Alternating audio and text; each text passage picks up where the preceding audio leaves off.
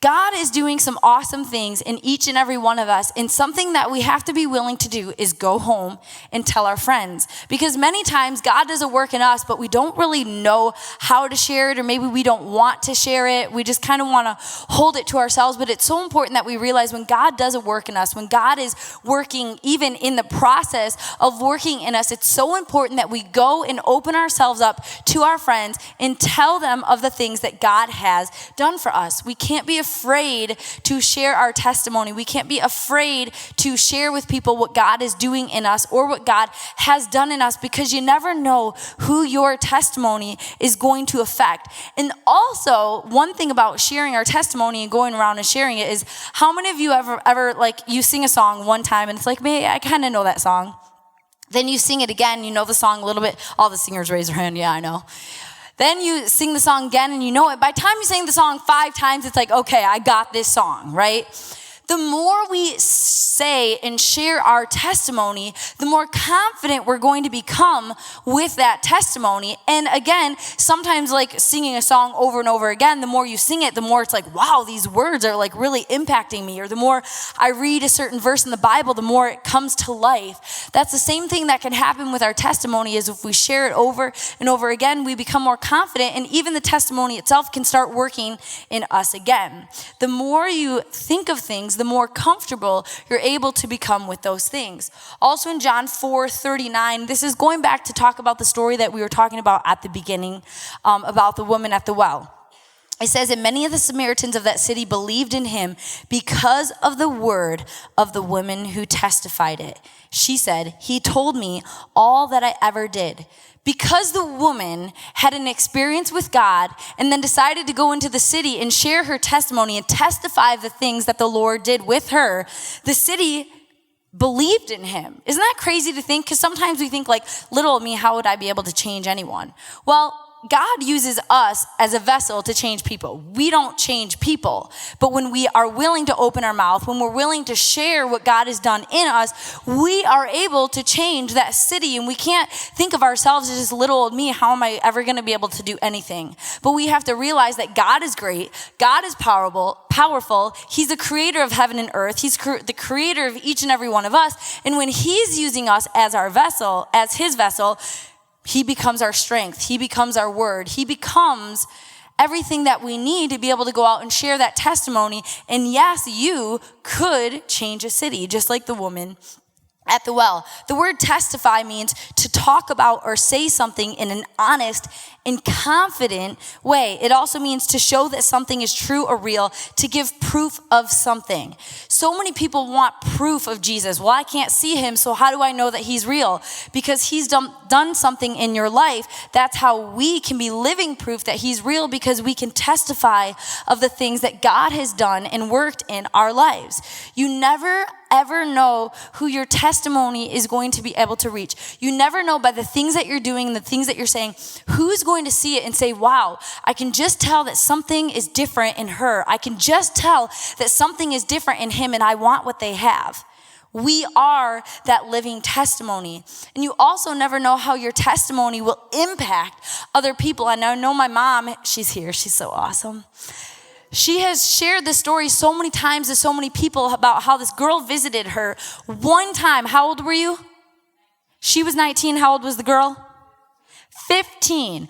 A 15-year-old visited my mom's house and told her about Jesus Christ.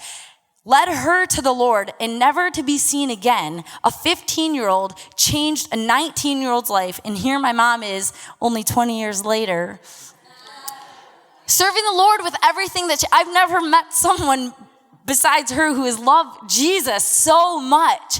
Because a 15-year-old, that's kind of like intimidating, 15 to 19. I know 4 years difference isn't that big of a deal when you're my age, but like 15 to 19, that's like a freshman going to someone in college and saying like, you have to see the things that God's done in my life, and he wants to do the same things in your life. And because that girl was willing to share her testimony, because that girl was willing to share with my mom the things that Jesus has done and said, Jesus can do these same things for you.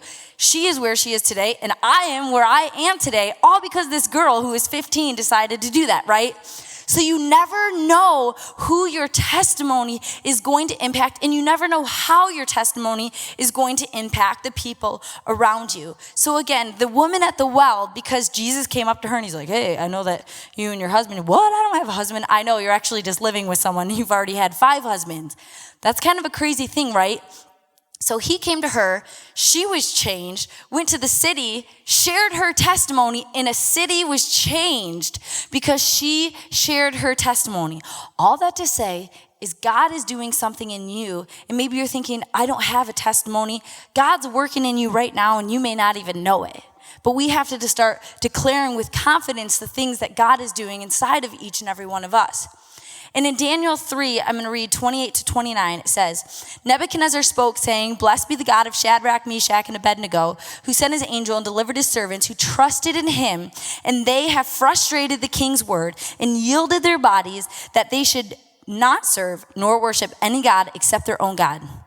Therefore, this is the king saying, I make a decree that any people, nation, or language which speaks anything amiss against God of Shadrach, Meshach, and Abednego shall be cut in pieces, and their houses shall be made an ash heap, because there is no other God who can deliver like this. That's the story of Shadrach, Meshach, and Abednego. When he wanted everyone to kneel down and worship him, they said, we're not doing it. And he said, if you don't do it, you're going to be thrown into the fiery furnace. And they said, we're not doing it. They were thrown into the furnace. God saved them. And their testimony changed a king who changed a nation. That's all that to say is we have that impact. Your testimony, again, not only has to be words, but it can be in the actions, in the way that you live your life. And again, this is what happened here with Shadrach, Meshach, and Abednego. We have impact, and it's time to start realizing how big of an impact that you can have on the people around you, on your community, and around who you never even know who. So you never know the people that you're able to impact, and that's why we believe here at Mount Zion at 412 that testimonies are so important, because you can share a story that can change someone else. So with that being said, we're going to have some testimonies from camp tonight, and I want to call up Miles.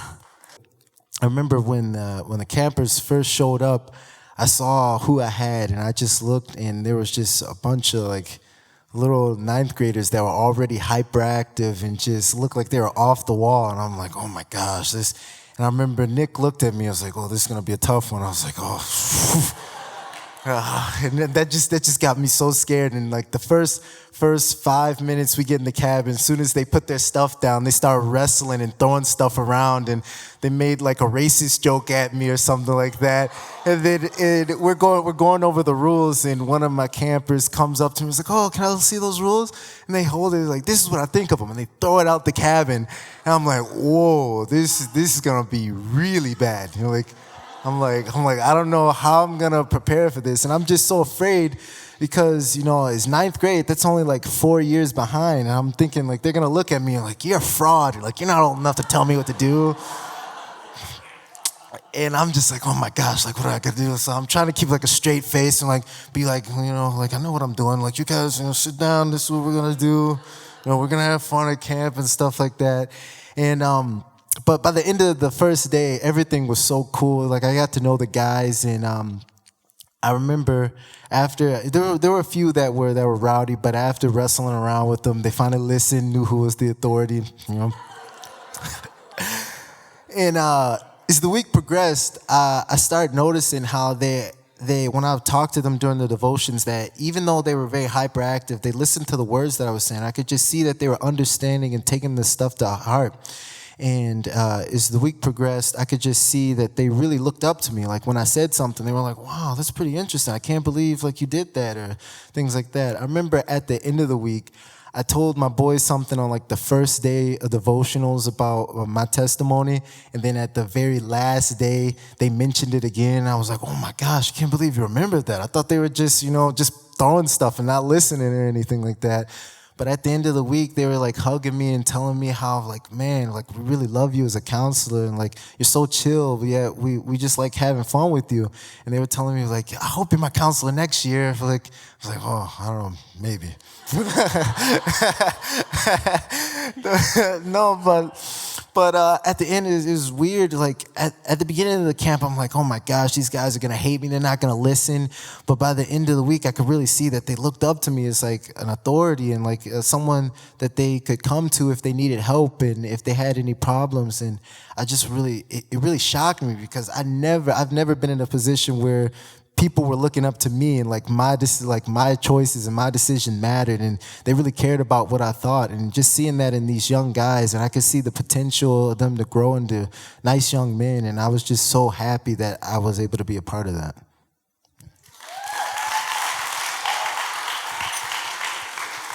Awesome. I'm gonna call up Paul. And I realized that no matter how strong I act, or how I feel like I can take all these things will still affect me, and I'm still weak at points. But it was an amazing experience, and I realized through camp that my priorities weren't straight. I was talking to one of our campers, and in devotions he was telling us how his priorities weren't straight, and once he realized that he had to fix his priorities, things started finally falling into place. And I kind of took that and I was like, wow, then maybe that's what I need to do with my life, like fix my priorities. Because I was putting all the struggles in my life before God. And that was kind of selfish of me, and I realized that. And through the week, I finally realized that I need to put God before those problems, and obviously God will fix those problems. It was so humbling, and as a middle schooler, I got bullied a lot. That's my testimony. I got bullied a lot. I got put in the ground a lot. I didn't really believe in God. My mom always pressed me to come to church. I love my mom to death, but you know how moms can be. You need to go to church. You need to do this. And I'm like, you know what? I don't want to do that because you're telling me to do it. So, but she definitely tried to press that on me, and I was like, and that kind of like, I didn't want to do it. And I got bullied a lot, and I had a lot of stuff going on in my life, and it made me a really insecure person. And I got better as high school went on, but I noticed when we were writing in our JV journals and we were doing our devotions, I realized how insecure I still am. And writing all that stuff down was just like, wow, I didn't really realize that this stuff was still affecting me, because obviously I'm still holding on to it if I'm still writing it down in the JV journal. It's just amazing that I got to be a camper one more year, and I thank God so much for doing that for me. And I definitely took a lot in, seeing people get saved in our cabin, and seeing how close our cabin was, and seeing how God works in so many great ways is just an amazing experience. And I just wish everybody could experience that. But I just love camp, and I loved all the counselors. Most of you guys are counselors, and I just want to thank you guys for making my last year amazing. I already said that, but I can't. I could say it 1,000 more times. You guys were awesome, and thank you so much for definitely giving me a little bit more peace in my life. And I can promise you now that God has worked in me, and God has fixed my priorities, and I'm definitely a stronger person leaving camp. So.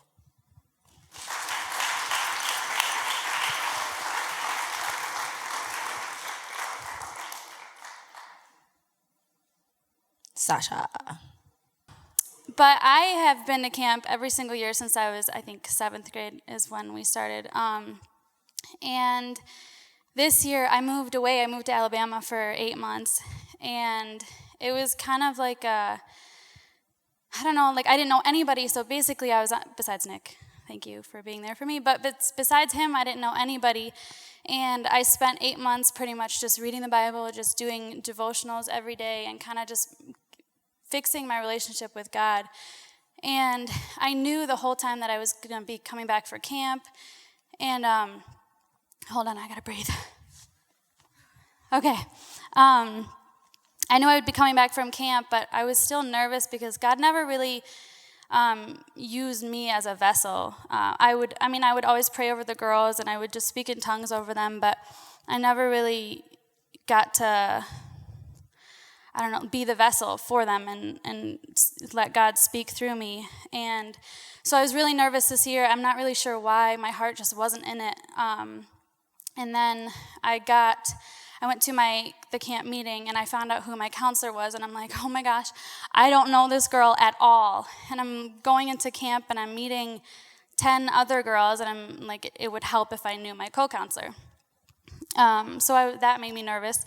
And then I get to camp, and every year I've had literally the same girls, like since they were younger, probably like 3 years ago till now, I've had the same girls. So I knew their issues, and I was close to them. But this year I had a completely different age group, and that made me nervous again. And I'm like, what am I doing here? Like, my heart's not in this. I shouldn't be going. And then what happens? My co-counselor gets sick. So it's me and 10 other girls, and we don't know each other. And I broke down, and I went back to my cabin on my off time, and this was 2 days in, and my co-counselor was at the nurses, and she wasn't even in our cabin, and I was just not in the best place. So I go back to my cabin on my off time, and I just started praying, and I just started asking God to give me peace and give me the answer to all these girls, all their questions and stuff. And so I just had quiet time, and then after my off, I went back out, and it was literally like a weight was lifted off my shoulders. Like, I knew all these girls, and all of a sudden we started bonding in a way that we hadn't before. And then I started speaking to other girls out of my cabin. Like, random girls would come up to me crying, and I would just pray over them, and that was the first time that God used me and spoke through me, and it was indescribable. I can't even explain how it felt. But for those of you that God's never spoken through you, I encourage you to pray and just seek him more, because it's not you. He's waiting for that right time, for the perfect time for him to be able to use you in the way that he's known your whole life. And I feel like a new person coming home, and I'm excited to see where he takes me from here. So.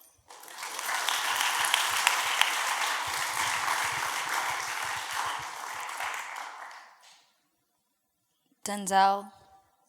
I'm continuing to pray, and I'm continuing to go to God, and I'm doing the devotions. And I thank Billy for, where are you at, Billy? There you are.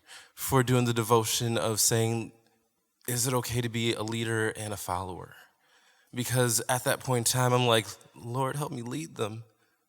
But I'm trying to hold on to you. I'm trying to follow you. I'm trying to do this, to hold on, so that for these kids, I can show them you. And so by Friday, I was feeling great. I was feeling, better. And then we did hot seat. And my kids start to tell me, like, hey, Denzel, I really appreciate you. You're a great leader. You seem to have everything under control. And I was like, I don't. You always have a testimony for me. We listen to you. We enjoy your company. You're funny, you're fun, and everything like that. And you always seem to have all this energy. I'm like, I don't. But one of my kids, he was a captain of the quiet team. And so I was like, I'm sitting here this whole week. I'm like, I don't even know what's going on in his head. Like, I look at his face, and it's like blank. And I'm like, okay. I don't even know. And so I prayed for him, and I prophesied over him. God gave me the words to say. And so on the hot seat, he was like, that day that you prayed for me, a few minutes beforehand, I gave my life to Christ. And so that really moved on me. How God's saying, you know what? Yes, you can be there for them, and I will show you how to be a light to them, and I'll show you that I am operating through you, that I am here and you are showing them Christ while you're learning how to show them Christ.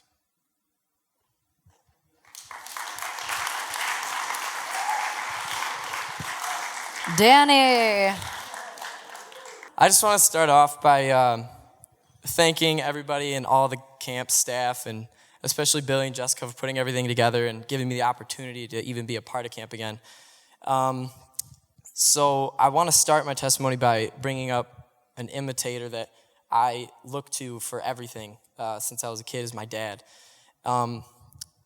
Everything I would do, everything I would want to do, I would look to him to see what I needed to do and who I needed to be, because he's, in my eyes, the perfect gentleman, the perfect man, who you want to be.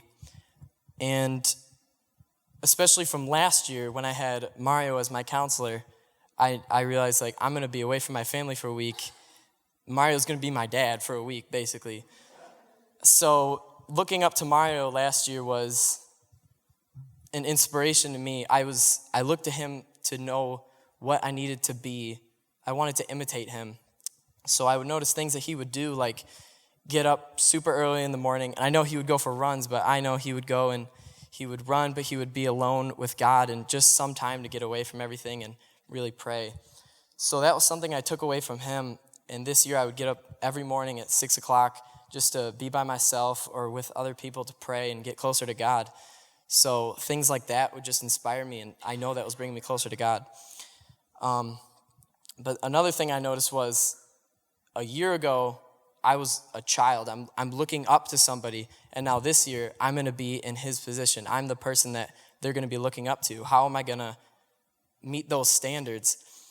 And I had a lot of worry going into camp, thinking, how am I going to do that? How am I going to be somebody that people can look up to, these kids can look up to? And I had, middle schoolers. They're about 14, 13 years old. And I just had no idea what to do. So leading up to camp, I had been praying to God, like, how can I get closer to you? What can I do to get closer to you? And honestly, whether I saw it or not, nothing was happening. I didn't see anything happening. I was looking for it. But I noticed after camp that it happened at camp. It was these kids, when I would pray over them, and I prayed over a lot of people at camp, but when you pray over somebody, as well as them, you are getting closer to God as well. And that's what I didn't realize, is by praying over somebody and helping them get closer to God, you yourself are also getting closer to God. And that was something that I just had to be patient for, even if I wasn't, but it happened, and I'm so thankful for that. And I don't want to sound selfish here, because I'm not trying to be selfish, but I had a kid come up to me. One of my boys comes up to me during the foot washing, and he starts praying over me and says that I'm the reason why he wants to get closer to God. And again, I'm not trying to sound selfish. This is God working through me to bring him closer to God. And I don't cry a lot, but I almost broke down. Even right now, I started tearing up, and it was just something that I never thought would happen. It hit me so hard, and those are the things that really brought me closer to God, and I'm just so thankful for the opportunity, and so.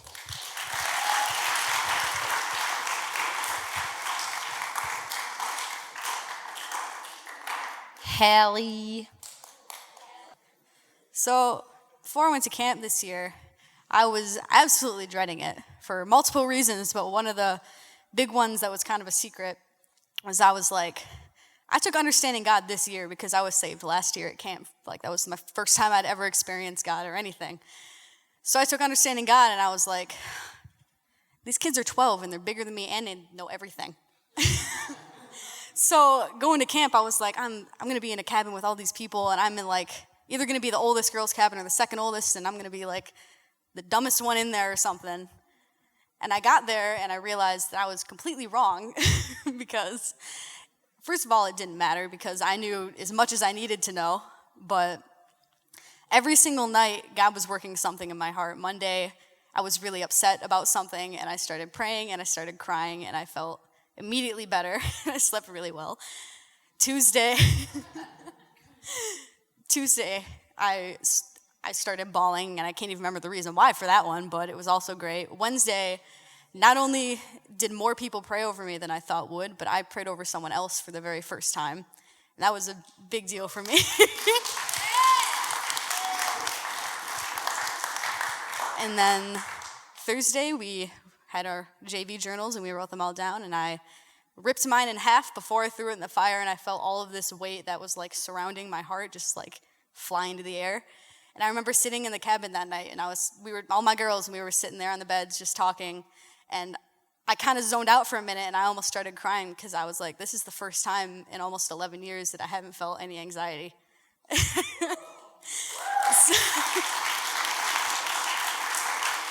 So I had an incredible year at camp, and I would encourage anyone to go back, and I hope that I get to go back as a counselor or something, but it was just one of the best experiences of my life.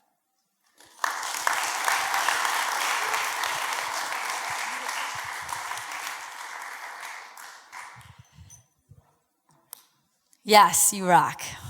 Is that Miles? Is that?